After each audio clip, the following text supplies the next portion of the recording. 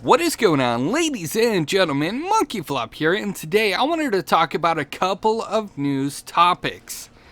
Now, kicking it off, I just wanted to let you guys know really quickly, I'll give you my opinion towards the end, but this is a PlayStation 4 gameplay of Titanfall 2 technical test. Let's go ahead and get right into it, shall we? So the first thing I wanted to talk about is the PS4 Neo, PS4k, PS4.5, however you want to call it.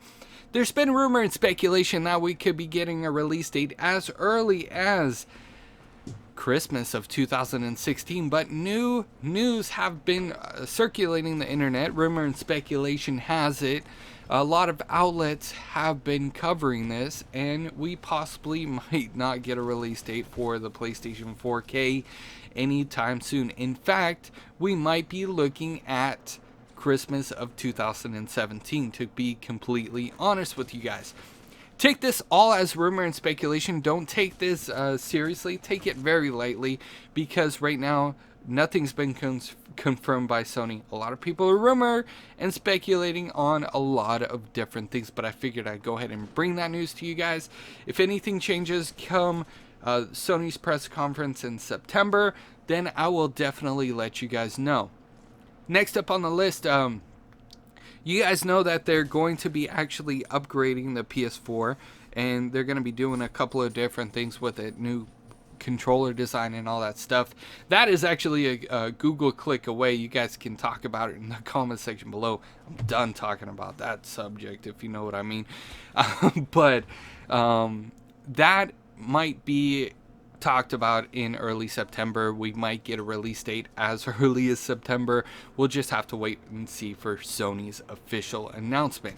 Now, really quickly, I wanted to touch on the subject of, should I buy a PS4 if you don't have one right now? Because a lot of people actually ask me that all the time. People ask me on Facebook, Twitter, a lot of Twitter messages, a lot of Twitter DMs about, hey, MonkeyFlop, should I purchase a PS4 right now, or should I save it? I will say to you, anytime we're getting close to the holiday season, save your money, because we got Black Friday, we got Cyber Monday, and we get the holiday sales. And to be completely honest with you guys, a lot of times holiday sales are better than Black Friday and Cyber Monday put together. That being said, if the money's burning a hole in your pocket and you know you're going to spend it either way, then you might as well get the current PlayStation 4. But if you can, by all means, wait. Because we possibly will be getting an upgraded PS4, and we'll possibly be getting a price drop on the current PS4. That's rumor and speculation. That's hearsay right now until Sony's official statement, but I wanted to let you guys know that as well. I personally like the classic PS4. I like the look of it. I like the shiny gloss that it's got. I'm touching it right now, and then it's got the matted finish as well. It's pretty cool. I upgraded to a 2 terabyte, which roughly costs around $80 now to upgrade, to be completely honest with you guys. I didn't buy any fancy gadgets to, add on to the PS4. I just bought a 2 terabyte hard drive and popped it in. If you guys haven't seen that video, go and check that out. It's on my tutorials playlist. If you guys haven't seen some of my tutorials playlists, definitely do go check that out. Talk about how to download PS4 games faster and all that good stuff in between. Next up, I wanted to talk about Titanfall 2's gameplay. Then we'll get into PS4, PS Plus, and all that good stuff in between as well. But I wanted to talk about Titanfall 2 because there's been a lot of people talking about Titanfall 2. And first of all, dudes, it is a technical test. It's still in beta mode. They're still testing it out. They're still going to be doing updates. So for all of you that are like, I don't like this Titanfall, just wait. Right now, be glad that they're actually doing a test run of it, and you guys get to get your hands on it, play the game early, see if it's your cup of tea or not. I personally like it. It brings back a lot of Titanfall memories for me. Sure, it's been changed, it's been tweaked a little bit, and they're probably going to be tweaking it a little bit more as they go. Some of the guns are OP, some of them are underpowered. There's been a lot of mixes, as we always see in the gaming industry, where they will you know, kind of pick up ideas from other games and mash it all into one. We've seen Call of Duty copy Titanfall 2 and so on and so forth. So there's a lot of different things in the game that, you know, you would typically see in other games. But that being said, I find it very enjoyable. I like it. It's more of a casual type game for me. I don't know if we'll get to see this on a massive scale to where it will be played as a pro sport, pro esport, that is. But don't get me wrong, it's got potential. It could possibly be it. But one thing I also wanted to talk about was the fact that there are these reviews popping up everywhere, and oh my gosh, the game hasn't even come out yet. And let me just give you my 2 cents on reviews, okay? Now, I actually hold my review until I finish a game. If I don't finish a game, I'm not going to release a review. I'm going to release a first look, a first impression, my first thoughts of this game, but I'm not going to release a review. Now, even if it's a multiplayer game like this, where, you know, you wouldn't just be passing a couple of levels, I'm still not going to be calling it a review unless I played at least 15 to 20 hours of multiplayer. That's just my opinion. If I jump on and I play a couple of games and I don't really get to know the game's mechanics, I don't get to know the real feel for the game, if I don't spend enough time with it, I'm definitely not going to be calling it a review. And it really gets under my skin, if you guys can't tell, when people call these things reviews when they're not. But anyways, Titanfall 2, very enjoyable. I like it. It's more of a casual game for me. Let's move on. Next up, I wanted to talk about the PlayStation Plus. Now, I don't know if you guys have heard or not, but there's a PlayStation Plus increase. A lot of people have been having their own opinions about whether or not Sony should be doing this. I think, to be completely honest and fair, they haven't touched it since who knows when, so a price increase was kind of expected. On the other hand, though, a lot of people, and I'm gonna kind of stick with it in their corner, have been complaining because the PlayStation Plus has been a little bit dry. Now, keep in mind, originally when I first joined PlayStation Plus, I had a PlayStation 3. It was before the PlayStation 4 came out, and I purchased the PlayStation Plus because of all of the great games that they were giving each and every month. Another argument that have people in an uproar is the fact that we are paying for online services. If you purchase a PC and you get Steam, everything is free. You can play online. There's tons of features. Everything that the console has, the PC has. And that's been the argument for the longest time. Now, like I said, when I first joined PlayStation Plus, it was great because I got it for the games. I got it because the PlayStation 3 was getting awesome games.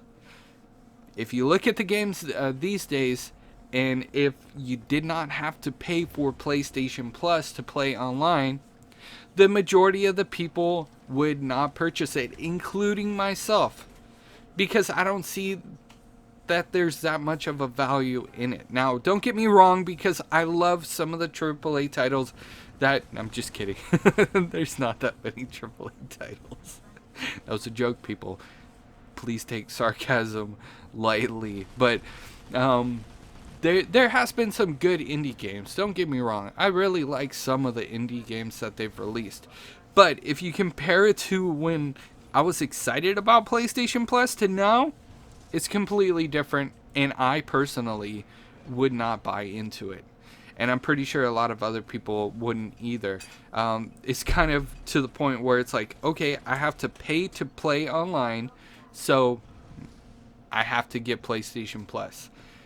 That's kind of where I'm at. I'm pretty sure like 90% of you guys are on the same page as me.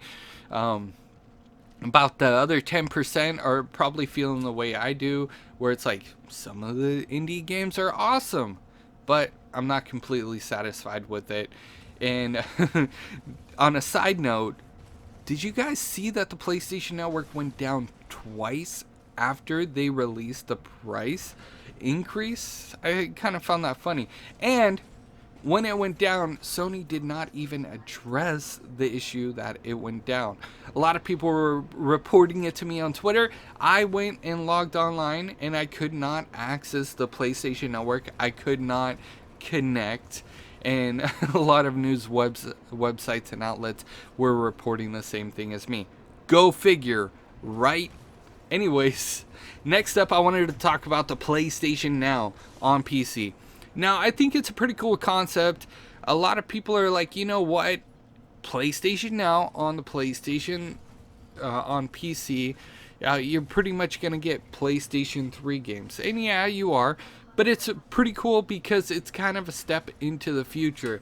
A lot of people rumor and speculating that Sony's going to be moving away from console. I don't think so, because it's way too profitable for them to stay in the console business.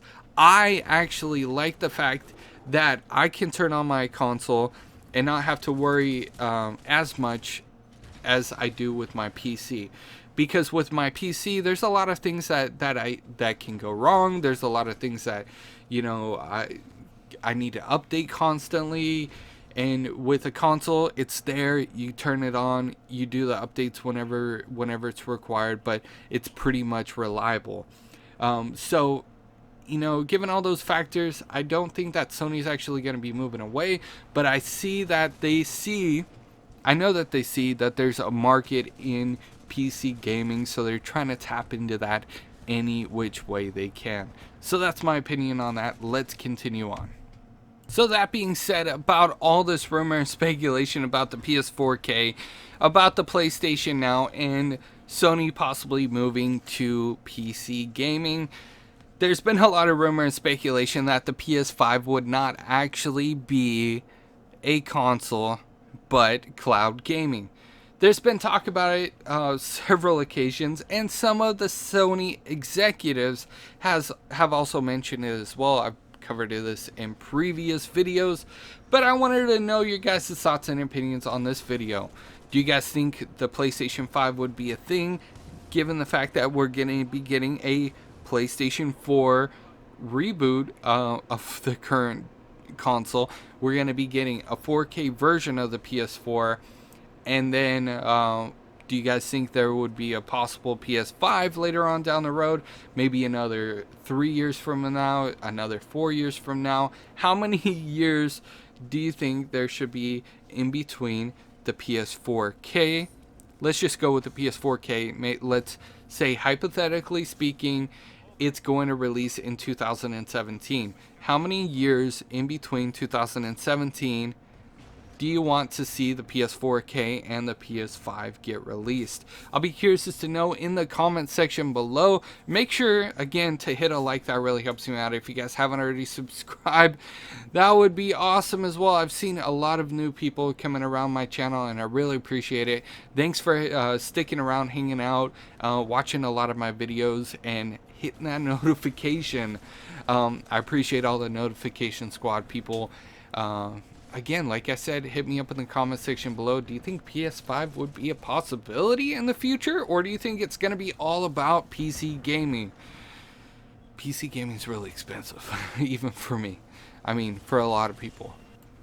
Anyways, you guys are freaking awesome.